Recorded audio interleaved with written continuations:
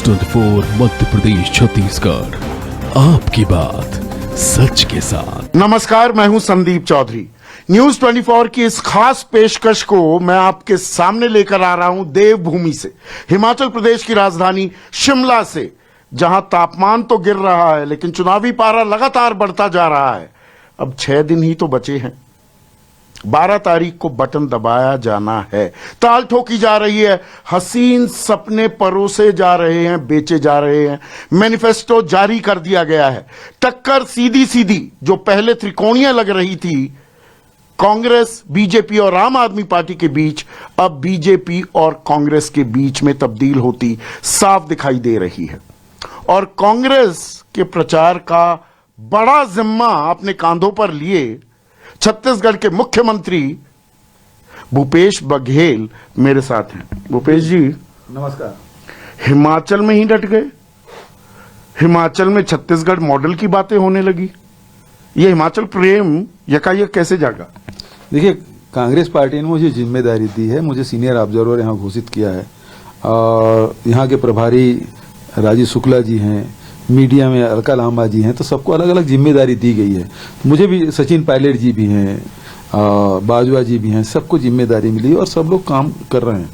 सारे सचिव यहाँ लगे हुए हैं और तब से लेके लगातार काम कर रहे हैं। तो सबका नाम आप ले रहे हैं। ये कांग्रेस की जो बीमारी चल रही थी, अंदरूनी कलह, अलग अलग गुटबाजी, सबको सहेजने की कोशिश साफ दिखाई दे रही है आपके शुरुआती जवाब में।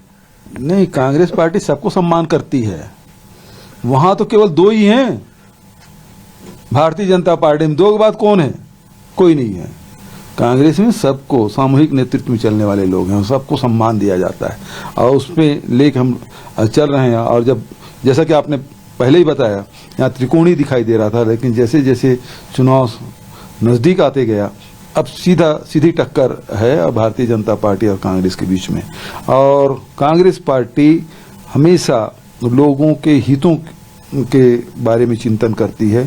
आज देश में महंगाई है, बेरोजगारी है और इस मामले को लेकर भारतीय जनता पार्टी न अपने घोषणा पत्र में शामिल किया है, न उनके चुनावी भाषणों में दिखाई देता है।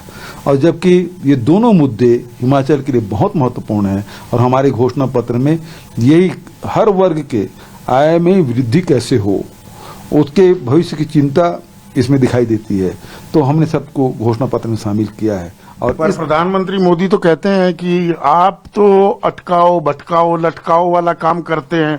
परंपरा है कांग्रेस की करप्शन और कमीशन। भाई, प्रधानमंत्री जी बड़े नेता हैं। अब जब देश की राजनीति, जब चुनाव होगा तो उसमें बात कर लेंगे। अभी तो प्रदेश का, हिमाचल का है और कांग्रेस जो कहती है वो करती है और हमने उसका रिजल्ट देखा भी है। चाहे राजस्थान हो, मध्य प्रदेश हो, छत्तीसगढ़ हो, जहां जहां हम लोग चुनाव जीते वहां उन घोषणाओं को पूरा भी किया। तो हिमाचल में भी वही बात आ रही है कि कांग्रेस ने जो कहा है वो किया है, तो हिमाचल में भी होगा। लगातार उसमें छत्तीसगढ़ मॉडल का नाम लिया जा रहा है। एक बड़ी जो आपने घोषणा की है, गारंटी जो दी है, वो है पुरानी पेंशन स्कीम ओपीएस कि जी हमने लागू कर दी छत्तीसगढ़ में भी, राजस्थान में भी। देखिए, आप मुख्यमंत्री रहे हैं, आप मुझसे बेहतर जानते हैं। एक होता है एक स्कीम को लागू कर दिया, जमीन में उससे हकीकत में उतारना वो अलग ही बात हो जाती है। ओपीएस में भी एक एनपीएस है, न्यू पेंशन स्कीम है, उसके तहत जो कर्मचारी आए हुए हैं, अब वो वापस ओपीएस में कैसे आएंगे? उनके पैसे तो कट गए।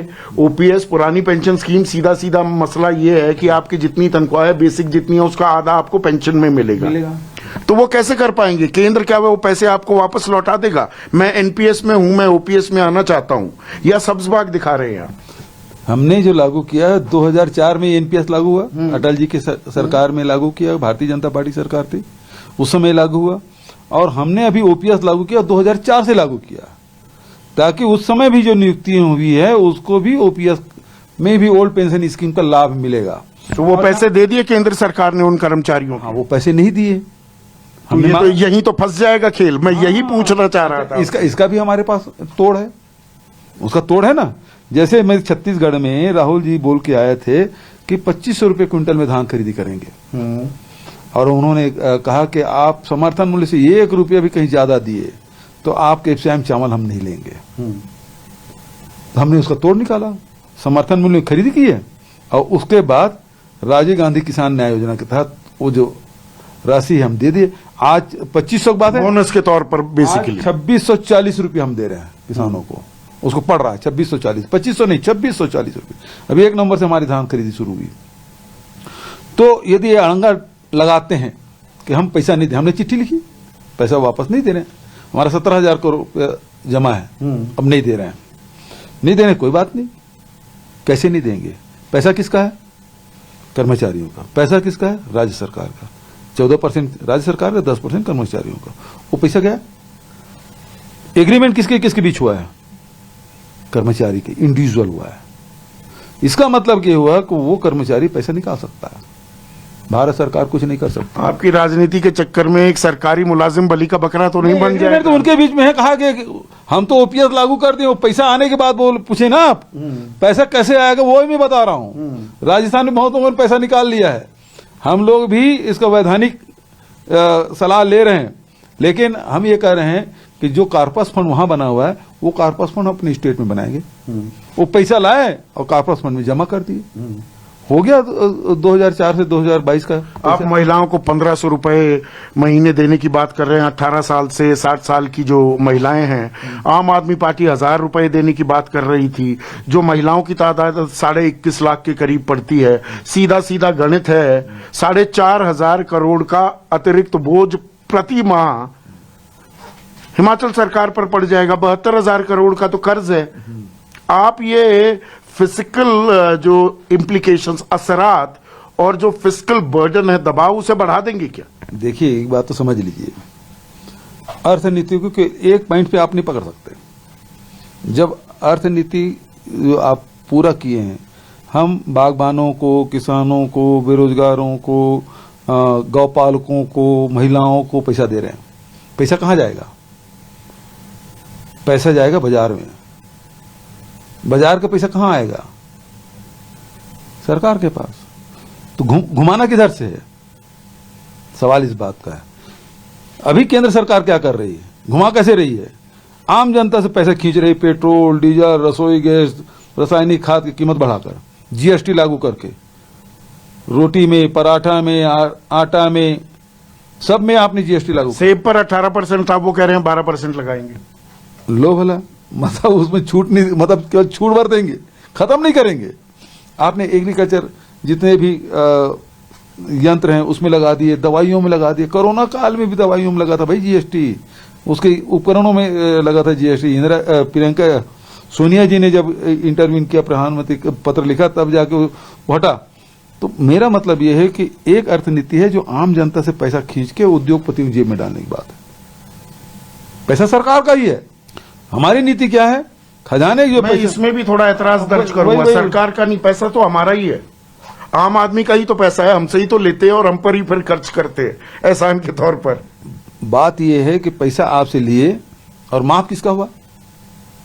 10 लाख करोड़ उद्योगपति को माफ हुआ, और हम खजाने का पैसा किसको दे रहे हैं? आम जनता को, विभिन्न वर्ग के लोगों को दे रहे हैं। वो पैसा मार्केट में जाएगा, बाजार में आएगा, बाजार से कहां जाएगा? दुकानों से, दुकानों के बाद कहां जाएगा? उद्योग में। उद्योग के अलग अलग, जब आदमी क्रय शक्ति बढ़ेगी तो उसका टैक्स राज्य सरकार को मिलेगा कि नहीं मिलेगा? ये अर्थनीति, यही बात हमसे पूछा जाता था 2018 में। आप 19 लाख किसानों को कर्जा माफ करने की बात कर रहे हैं, 9,500 करोड़ रुपया माफ करने की बात कर रहे हैं, कहां से पैसा आएगा? 2500 रुपये में खरीदने की बात कर रहे हैं, कहां से खरीदेंगे? 4 साल से हम खरीद रहे हैं, धान भी खरीदे हैं, तेंदुपत्ता भी खरीदे हैं, लघु किसानों का कर्ज आपने माफ कर दिया या उसमें भी वर्गीकरण कर दिया? 3 लाख वाला, 2 लाख वाला, 1 लाख, सब किसानों का। मतलब 30,000 से लेके 20 लाख तक के कर्जा माफ हुआ है।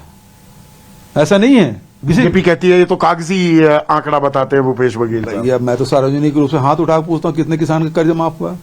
कैसे? कई जिले में गए तो किसी ने 15 लाख माफ हुआ, किसी ने 16 लाख माफ किया, किसी 25 लाख का। आप रोजगार की भी बात कर रहे थे, बड़ी समस्या है। आपने 1 लाख रोजगार हर साल सृजित करने की, देने का भरोसा दिया है। 5 साल में 5 लाख, बीजेपी कह रही है 8 लाख दे देंगे हम तो। 5 साल मौका मिला, कितना सृजित किया? आप हमारा नकल क्यों कर रहे हैं? 5 का 8 बढ़ा दिया, 8 कैसे कर लेंगे? लेकिन सवाल यह है कि 5 साल आपको मौका मिला, कितना सृजित किया? कितने लोगों को नौकरी दी है? किसी की नहीं दी है। तो आपकी बात विश्वास कौन करेगा? हम कह रहे हैं कि हम रोजगार देंगे, तो कैसे होगा? हमारे पास विजन है, हमारे पास, जैसे हमने कहा, हर विधानसभा में 10 करोड़ रुपया देंगे नौजवानों को रोजगार के लिए। हमने छत्तीसगढ़ में Mahatma Gandhi rural industrial park बनाया, अभी 600 करोड़ रुपए भूमि पूजन किया हुआ है। वहां हमने पार्क बनाया, और जिसमें जो छोटे छोटे उद्योग लगाना चाहते हैं नौजवान लड़के, उसके लिए शेड, पानी, बिजली, सड़क, फेंसिंग, उस सब की व्यवस्था कर दी। अब वो अपना मशीन लेगा, लोन लेगा और चालू कर लेगा। तो सारी सुविधा हमने दे दी। रोजगार वो 2 जने का और काम में रखेगा। जब आप ये कहते हैं, आपके राज्य में तो बेरोजगारी ना के बराबर है, 1% से भी कम है, पर राजस्थान का भी जब जिक्र होता है तो हरियाणा और राजस्थान दोनों 30-30.5% बेरोजगारी दर पे बैठे हैं। तो जब आप बेरोजगारी दूर करने का सपना दिखाते हैं, मैं सपने शब्द पर अभी अटका हुआ हूं, तो वो कितना साकार हो पाएगा? मैं अपने यहाँ कर रहा हूं, जैसे मैं राजस्थान में नहीं कर पा रहे आप। देखिए, मैं तो छत्तीसगढ़ के बारे में बात करूंगा। हाँ। छत्तीसगढ़ में जैसे हम गोबर खरीदी कर रहे हैं, तो गौपालकों का आर्थिक स्थिति में सुधार हुआ। दूसरी बात है, वर्मी कंपोस्ट बना रहे हैं, तो अभी 93,000 महिलाएं हैं, वो वर्मी कंपोस्ट बना रही हैं। 20 लाख क्विंटल वर्मी कंपोस्ट बना चुके हैं, और अभी तक के गोबर और ये वर्मी कंपोस्ट बना के 325 करोड़ रुपया इनके खाते में गया है, गौपालकों और स्व सहायता समूह के 2 साल के अंदर में पैसा गया है ना। और स्वावलंबी भी बन रहे हैं, गौठान भी स्वावलंबी बन रहे हैं। तो इस प्रकार से हमारे पास लघु उपज है छत्तीसगढ़ में, 65 प्रकार के लघु उपज हम समर्थन मूल्य खरीदी कर रहे हैं, और उसका वैल्यू एडिशन कर रहे हैं। हमारे यहाँ काजू भी होता है, हमारे यहाँ इमली भी है, हमारे पास मिलेट से भी, सबका वैल्यू एडिशन कर रहे हैं। उस वैल्यू एडिशन करने से क्या, एक तो जो संग्राहक है उसको ज्यादा कीमत मिला, समर्थन मूल्य, उसके आय में वृद्धि हो गई। दूसरा, उसे जब वैल्यू एडिशन कर रहे हैं, हजारों लोगों को उसमें रोजगार मिल रहा है। तो इस प्रकार से काम क्यों हिमाचल में नहीं कर सकते? आपने नकल शब्द का इस्तेमाल किया कि बीजेपी आपकी नकल कर रही है, या आप बीजेपी की नकल कर रहे हैं। आपने गोबर वाली जो योजना की, वनपथ योजना जो आप चला रहे हैं, सॉफ्ट हिंदुत्व की लाइन जो आपने पकड़ ली है, कर्मचारियों को, युवाओं को, महिलाओं को जो आप साध रहे हैं, ये तो बीजेपी करती आई थी। आजकल आप उनका कॉपी पेस्ट कर रहे हैं। प्रियंका गांधी कहती है नहीं, वो हमारा कॉपी पेस्ट कर रहे हैं। तो सही बात है, प्रियंका जी बिल्कुल ठीक कर रही हैं, और मैं भी कर रहा हूं कि भारतीय जनता पार्टी वैचारिक रूप से पूरा दिवालिया है। आप यदि गाय की बात करेंगे, तो गाय के मामले में महात्मा गांधी का बयान क्या है और वही सावरकर का बयान क्या है, दोनों की तुलना कर देख लीजिए। वो तो रिकॉर्डेड है ना दोनों का। आज गाय की बात कर रहे हैं, गाय की सेवा कर, गाय को महात्मा गांधी ने कहा कि मां से भी बढ़कर है, और सावरकर ने क्या कहा? वो आप भूल गए थे। हाँ, सावरकर ने क्या कहा? सावरकर ने कहा, गाय जो अपने ही गोबर को अपने पूंछ से अपने पीठ में लपेटती है, वो कैसे माता हो सकती है? कुत्ते बिल्ली से ज्यादा उसका स्तर नहीं हो सकता। तो ये सावरकर का वर्षन है।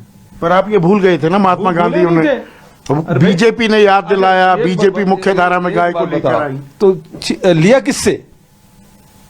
हमसे लिया ना। पेटेंट आपके पास है, जैसे वो कहते हैं हिंदुत्व का पेटेंट हमारे पास है। दूसरी बात, अब रघुपति राघव राजाराम प्रार्थना सभा हम कौन गाते थे? आज भी हमारे पद यात्रा चल रहा है, उसमें क्या हम लोग नहीं गा रहे हैं? ये हम लोग लिए थे, है ना। राम तो राम मंदिर में इसको लगा कि ये तो 1975 या 85 में ये लोग उसके बात किए। रघुपति राघव राजाराम आजादी की लड़ाई में महात्मा गांधी 1920 से और कांग्रेसी 1920 से गा रहे हैं। ताले आपने खोले और रामलला को लेकर उड़ गई बीजेपी, ये भी तो हकीकत है ना। आप भूल गए क्योंकि भाई मैं आपके प्रश्न को उत्तर दे रहा हूं। हाँ। है ना। स्वदेशी की बात, विदेशी कपड़े होली किसने जलाया? कांग्रेस ने। स्वदेशी की बात ये कर रहे हैं, तो ये इनके पास आइडियोलॉजी क्या है? वो हमसे चुराए हैं। ये सारे चीज हमारे हैं। वंदे मातरम हम गा रहे थे ना कलकत्ता अधिवेशन में, सबसे पहले इसकी शुरुआत हुई वंदे मातरम। और आज भी जब पद यात्रा कर रहे हैं, कोई भी हमारा कार्यक्रम होता है वंदे मातरम से शुरू होता है। ये तब कहां थे? ये तो अंग्रेजों को चाटकारता कर रहे थे। तो वही आइडियोलॉजी इनके पास है कहां? आइडियोलॉजी की दृष्टि से भारतीय जनता पार्टी दिवालिया है, वो चोरी किया हुआ है, हमारा नकल किए हैं। आप यात्रा की बात आपने 3 बार उस ओर इशारा कर दिया। राहुल गांधी भारत जोड़ो यात्रा पर निकले हुए हैं। मैंने अभी जेपी नड्डा का इंटरव्यू किया, सवाल मैंने यही पूछा तो वो कह रहे हैं कौन सी भारत जोड़ो, वो तो भारत तोड़ो यात्रा पर निकले हुए हैं। अफजल गुरु के साथ खड़े हो जाते हैं, देश विरोधी फिरका परस्त ताकतों के साथ खड़े होती है राहुल गांधी। वो भारत जोड़ थोड़ा रहे हैं, तोड़ रहे हैं। देखिए, नेहरू जी ने क्या कहा, जो देश के आजादी के पहले जो बात सही थी वो देश के आजादी के बाद भी सही है। यदि आप लोकमान्य बाल गंगाधर तिलक की बात करें, उन्होंने कहा इस देश में 3 त्रिकोण हैं, एक तरफ अंग्रेज है, दूसरा कोण हिंदुओं का, तीसरा कोण मुसलमानों का है, अल्पसंख्यकों का है। और जिस दिन हिंदू और अल्पसंख्यक एक साथ आ गए, हिंदू मुस्लिम सिख ईसाई आ गए, अंग्रेज भाग जाएंगे। और पूरा कवायद आप देखेंगे जोड़ने का रहा है, और जिस दिन एक साथ हुए अंग्रेज भाग गए। आज वोट के खातिर आप बांटने की बात करते हैं, कभी सिख अल्पसंख्यक के खिलाफ में बात करते हैं, कभी मुस्लिम अल्पसंख्यक के बारे में बात करते हैं, कभी ईसाई अल्पसंख्यक के बारे में बात करते हैं। आज ये जो खाई जो हो रहा है, खाई जो डाली जा रही है, उससे देश को नुकसान हो रहा है। वो तो कह रहे हैं हम समानता लाना चाहते हैं, बराबरी लाना चाहते हैं। अब अपने घोषणा पत्र में बीजेपी ने कह दिया कि यूनिफॉर्म सिविल कोड, नागरिक समान नागरिक संहिता वो हिमाचल में भी लागू करेंगे। वो तो बराबरी की बात कर रहे हैं। बिल्कुल सही कह रहे हैं चौधरी जी। ये बात तो उन्होंने उत्तराखंड के चुनाव में भी कही थी। साल भर हो गया, लागू हो गया क्या? लागू हो गया उत्तराखंड में। जब वहां लागू, आप वहां बोल के आप आए और वहां लागू नहीं कर पाए, तो केवल आप लोगों को भावनात्मक शोषण करना चाहते हैं, गुमराह करना चाहते हैं। लागू करना है तो लोकसभा में करो ना भाई, बहुमत आपकी कौन रोक रहा है? यहां बोलने की क्या जरूरत है? लोकसभा में कर दो। तो जब लोकसभा की बात आती है, केंद्र सरकार का अख्तियार है जिस ओर आप इशारा कर रहे हैं। आप यहां पर अग्निवीर योजना पर तंज कसते हैं, कहते हैं युवा 4 साल बाद बेरोजगार हो जाएगा। जी हम हटा देंगे, तो हिमाचल सरकार थोड़ा हटा सकती है, उसके लिए आपको 2024 में सरकार बनानी पड़ेगी। कांगड़ा में परसों प्रियंका जी ने क्या कहा, केंद्र में हमारी सरकार आएगी तो हम ये अग्निवीर स्कीम खत्म करेंगे। उन्होंने नहीं कहा कि अभी करेंगे, उन्होंने कहा कि हमारी सरकार केंद्र में आएगी तो हम अग्निवीर खत्म करेंगे, ये उन्होंने कहा। आप तोड़िए मरोड़िए मत। तो मतलब हिमाचल वालों को आप पहले से ही एक सपना बेच रहे हैं ना। मैं फिर सपने शब्द का बात कर रहा हूं। हम काहे सपना बेचेंगे? हम तो हकीकत में जो काम हम कर सकते हैं वो हम बात कर रहे हैं। हम 1 लाख लोगों को रोजगार देने की बात, नौकरी देने की बात कर रहे हैं, 5 लाख लोगों को रोजगार देने की बात कर रहे हैं, 1500 महिलाओं को देने की बात कर रहे हैं, बागबान और किसानों को उपज की कीमत देने की बात कर रहे हैं, ये सब गोबर खरीदने की बात कर रहे हैं, अंग्रेजी स्कूल खोलने की बात कर रहे हैं, मेडिकल मोबाइल यूनिट चालू करने की बात कर रहे हैं, तो ये ओपीएस लागू करने की बात कर रहे हैं। तो ये यहाँ हिमाचल की जनता की जो डिमांड है उसके हिसाब से हमने घोषणा पत्र जारी किया, उसी आधार पर हम वोट मांग रहे हैं। हम सपना नहीं बेच रहे हैं। और बीजेपी ने जो काट निकाली है, आधी आबादी जो है महिलाओं की, और आज जो बीजेपी ने कहा है 33% आरक्षण सरकारी नौकरियों में, बच्चियों को 6ठी से 12वीं तक जाने वाली उनको साइकिल, कॉलेज जाने वाली को स्कूटी, शगुन भी दिया जाएगा 51,000 का, गर्भवती महिलाओं को 25,000 रुपए दिए जाएंगे, 500 करोड़ का एक फंड क्रिएट किया जाएगा जिसमें ब्याज रहित आपको ऋण मिल जाएगा। तो यहाँ पर तो वो आप पर 20 साबित हो रही है क्या महिलाओं को साधने में? नहीं, पहली बात तो ये है कि वो लोग ये सब चीजों को रेवड़ी बोलते हैं, और सेंट्रल इलेक्शन कमीशन को जिन्होंने ये रेवड़ी का परिभाषित करके दिया भारतीय जनता पार्टी, किसको रेवड़ी मानते हैं किसको नहीं मानते। हाँ। तो वो केवल गरीबों का मकान और अनाज देना भर रेवड़ी नहीं है, बचा सारी चीजें रेवड़ी है। तो ये रेवड़ी श्रेणी में आता नहीं आता है वो पूछ लीजिए, ये दो मुही बात नहीं करना चाहिए। पर छटपटाहट दिखी ना इस घोषणा पत्र के जारी होते ही। प्रियंका गांधी वाड्रा का भी ट्वीट आ गया कि ये तो कॉपी पेस्ट मार दिया हमारा ये उत्तर प्रदेश का घोषणा पत्र, ऐसे के ऐसे महिलाओं को। वही तो मैं कह रहा हूं शुरू से, भारतीय जनता पार्टी के वैचारिक रूप से दिवालिया है। वो कांग्रेस के ही नीतियों को अडॉप्ट करती जा रही है और बोलते हम कर रहे हैं, हमारा है। कहाँ का आपका है? न गाय आपका है, न राम आपका है, न महिलाओं के बारे में उसका क्या था? जिस समय महिलाओं को सम्मान देने की बात आज कर रहे हैं, जब संविधान में जब व्यवस्था की गई तो ये गांधी जी, नेहरू जी और अंबेडकर जी के पुतला जलाए थे कि महिलाओं को अधिकार नहीं मिलना चाहिए। ये किस मुंह से बात कर रहे हैं? तो इनका चाल चरित्र, चेहरा देखने की आवश्यकता है। पर कोई भी सपना जब बेचा जाता है उसे साकार करने के लिए दरअसल पैसे की जरूरत होती है। और आप ही के बड़े नेता, देश के 10 साल प्रधानमंत्री रहे, दुनिया के सबसे बड़े अर्थशास्त्रियों में से एक हैं, वो कहते हैं पैसा पेड़ पर नहीं लगता। अब 1500 रुपए आप महिलाओं को देंगे, वो मैंने आंकड़ा बता दिया, 4,500 करोड़ रुपए, 1000 पर 3000 करोड़ रुपए प्रति माह बढ़ता है। आप ही के सहयोगी हैं, वो भी वरिष्ठ नेता है, आनंद शर्मा, कहते हैं पैसे कहां से आएंगे। वो भी ये सवाल पूछ रहे हैं, बीजेपी नहीं पूछ रही है अकेले। देखिए, आप मनमोहन सिंह जी किस परिप्रेक्ष्य में बात की है उसका आप यहां जोड़ रहे, आप भी गजब कर रहे हैं चौधरी जी। सवाल इस बात का है कि आप बजट बनाएंगे तो उस बजट का आप किस दिशा में ले जाना चाहते हैं। मैंने कहा कि एक अर्थव्यवस्था ये है कि लोगों को अधिकार संपन्न बनाइए, लोगों के आय में वृद्धि करिए, लोगों की क्रय शक्ति बढ़ाइए, तो अर्थव्यवस्था अपने आप चलने लगती है। तो उसमें व्यापार भी चलेगा, छोटे व्यापारी भी पलेंगे फूलेंगे, बड़े व्यापारी भी फूलेंगे, उद्योग के पहिया भी घूमेगा। जब उसकी आवश्यकता होगी तो पैसा ही नहीं रहेगा। इंक्लूसिव ग्रोथ कह रहे हैं आप। एक चीज आप बताइए, नोटबंदी हुआ, आपके जेब में 500 का नोट था, होटल में आप चाय पीना जा रहे थे तो वो चाय बेचने वाला भी या होटल में समोसा रखा हुआ है, आप खाना भी चाहते थे लेकिन आप खा नहीं पा रहे हैं, वो बेचना चाहता था, वो बेच नहीं पा रहे थे। क्यों? कि आपका जो नोट है वो चल नहीं रहा था। तो आज स्थिति क्या है? लोगों की क्रय शक्ति संकुचित हो गई है। हम क्रय शक्ति बढ़ाना चाहते हैं। क्रय शक्ति बढ़ेगा तो देश का अर्थव्यवस्था संचालित होगी, और ये काम हमने किया छत्तीसगढ़ में। आज ये कह रहे हैं कि ये सब चीज नहीं कर रहे हैं, तो हिमाचल में 4 बार कर्जा कैसे ले लिए? मध्य प्रदेश में 4000 करोड़ कर्जा कैसे ले लिए? छत्तीसगढ़ में हमने अभी तक नहीं लिया है। हम तो यही आम आदमी को अधिकार संपन्न बनाया, उसके आय में वृद्धि की। और मैं दावे के साथ कह रहा हूं कि छत्तीसगढ़ में मंदी का कोई असर नहीं, पूरे देश में है, लेकिन छत्तीसगढ़ में कहीं नहीं है। पर बीजेपी कहती है आप जब मुख्यमंत्री बने कर्ज छत्तीसगढ़ पर 41,000 करोड़ का था, आज की तारीख में 84,232 करोड़ का है। आप FRBM एक्ट देख लीजिए, उसके दायरे में है कि नहीं? 3% से नीचे हमारा है कि नहीं, वो देख लीजिए। हमारा बजट का आकार तो बढ़ा, आज 1 लाख करोड़ से भी अधिक हो गया हमारा। हाँ, वो बजट है उसका 87%। यहाँ पर जबकि हिमाचल में बजट है 51,000 करोड़ का और कर्ज है 72,000 करोड़। लो वाला तो बढ़ाया किसने?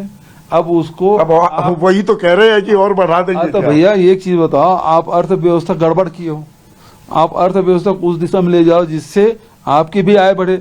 जनता के पास खरीदने का रहेगा तब तो आपको टैक्स मिलेगा। टैक्स ही नहीं देने की स्थिति में है, यदि कोई सामान ही नहीं खरीदेगा टैक्स कैसे मिलेगा? आप कितना भी आप स्लैब बनाइए GST का, लेकिन यदि क्रय करने की क्षमता तो हो लोगों के पास। तो हम ये कह रहे हैं कि भैया लोगों की क्रय शक्ति बढ़ाओ, हमारी अर्थनीति ये है। और इसलिए भले तो 1 साल लगेगा कि हम ज्यादा कर्जा ले लिए, लेकिन आज छत्तीसगढ़ में क्या है, आप किसी राज्य से तुलना कर लीजिए, हमारी अर्थव्यवस्था बढ़िया है। क्यों?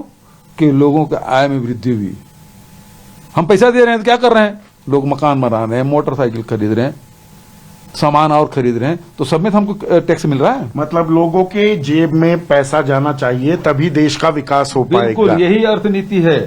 और मनमोहन सिंह जी ने क्या किया? मनरेगा शुरू किया, किसानों का कर्ज माफ किया, तो पैसा गया ना मजदूरों के पास। मजदूरों के पास पैसा जाएगा, किसानों के पास पैसा जाएगा, आम जनता के पास पैसा जाएगा। घर में नहीं रखता, वो बैंक में नहीं रखता। उद्योगपति को आप 10 लाख करोड़ रुपए माफ किए, वो डकार तक नहीं लेते, पता नहीं चलता, बल्कि विदेश में और कोई कंपनी खोल लेंगे। तो आप यहाँ पर कितनी सीट जीतने की ताल ठोकते हैं? देखिए, मैं कोई ज्योतिषी नहीं हूं, हाँ, लेकिन ये कह सकता हूं कि हम 2/3 बहुमत से हिमाचल प्रदेश में जीत रहे हैं। 2/3 बहुमत से। हाँ। और यहाँ की जो रिवायत है, एक रिवाज है, 39 साल हो गए, हर बार सरकार बदलती है, उस बिना पर ये परिवर्तन प्रतिज्ञा आप ले रहे हैं और ताल ठोक रहे हैं, या बीजेपी कह रही है रिवाज बदलेंगे, हमने तो यूपी में बदला, असम में बदला, मणिपुर में बदला, गोवा में बदला, अब हिमाचल की बारी है? देखिए, पहली बात यह है कि 5 साल की नाकामी जयराम ठाकुर की सरकार की। दूसरी बात यह है आम जनता की नाराजगी। तीसरी बात यह है कि हम हमारे जो वादे हैं, जो गारंटी है, उस पर लोगों का विश्वास, और इस बिना हम चुनाव जीतेंगे। और राहुल गांधी भारत जोड़ते रह जाएंगे, हिमाचल में जोर नहीं लगाएंगे? वो जो वहां चल रहे हैं ना, उसकी धमक सुनाई दे रही है। वो पदयात्रा किसके कर रहे हैं? बेरोजगारी के खिलाफ। वो पदयात्रा किसके खिलाफ कर रहे हैं? महंगाई के खिलाफ। वो विभिन्न समाज को जोड़ने की बात कर रहे हैं और लड़ाई लड़ रहे हैं बेरोजगारी के खिलाफ और महंगाई के खिलाफ, जो यहाँ के मुख्य मुद्दा है। आखिरी सवाल, और क्योंकि आप बहुत ही परिपक्व राजनेता हैं, ये क्या कांग्रेस की एक सोची समझी रणनीति में अनफोल्ड होते देख रहा हूं? क्योंकि आपने मेरे एक सवाल पर कहा कि मोदी जी की बात छोड़िए, यहां के स्थानीय मुद्दों की बात कीजिए। ये कांग्रेस बनाम बीजेपी की लड़ाई हमेशा मोदी बनाम राहुल में जो तब्दील होती थी, इस बार जानबूझकर आप मुद्दों पर कंसंट्रेट कर रहे हैं क्या? लो की भी है प्रचार, क्या ये सोची समझी रणनीति है, या कांग्रेस इतनी थक भी गई है, हताश हो गई है, और पैसों की भी इतनी कमी है कि लो की के अलावा कोई चुनावी रणनीति बची नहीं है आपके पास? देखिए, जिस समय उदयपुर में शिविर हुआ, नौचिंतन शिविर हुआ, उस समय पदयात्रा का फैसला लिया गया था देश की जो स्थिति हालात में, और उसको सभी कांग्रेसजनों ने उसको स्वीकार किया और 7 सितंबर से पदयात्रा शुरू हुई। उस समय न चुनाव था, न चुनाव की तिथि घोषित हुई थी। तो आप ये कैसे कह सकते हैं कि ये राहुल बनाम और मोदी नहीं है? वो पदयात्रा कर रहे हैं, जनता की, ये हमेशा ये हिंदू मुस्लिम की बात करते थे। आज आम जनता के मुद्दों की बात हो रही है पूरे देश में। आज महंगाई की बात हो रही है, बेरोजगारी की बात हो रही है, तो जनता की आवाज कांग्रेस बन रही है और हमारे नेता राहुल गांधी उसको लीड ले रहे हैं। तो देखते हैं कि 8 दिसंबर को जो आप अभी ताल ठोक रहे हैं वो हकीकत में तब्दील होती है या नहीं। लेकिन कांग्रेस अपनी एक अलग रणनीति पर ताल ठोकती दिख रही है हिमाचल में, और हिमाचल हमेशा दिलचस्प रहा है। यहाँ का चुनावी जो माहौल है वो थोड़ा जुदा है। ये बहुत पढ़ा लिखा राज्य है, केरल के बाद सबसे ज्यादा पढ़े लिखे लोग यहाँ पर हैं, और महिलाएं वो सशक्त हैं। तो देखते हैं 12 तारीख को तो बटन दब जाएगा, किस्मत कैद हो जाएगी, पिटारा खुलेगा 8 दिसंबर को। कैमरामैन दीपक शर्मा के साथ शिमला से संदीप चौधरी, न्यूज़ 24। न्यूज़ 24 मध्य प्रदेश छत्तीसगढ़, आपकी बात।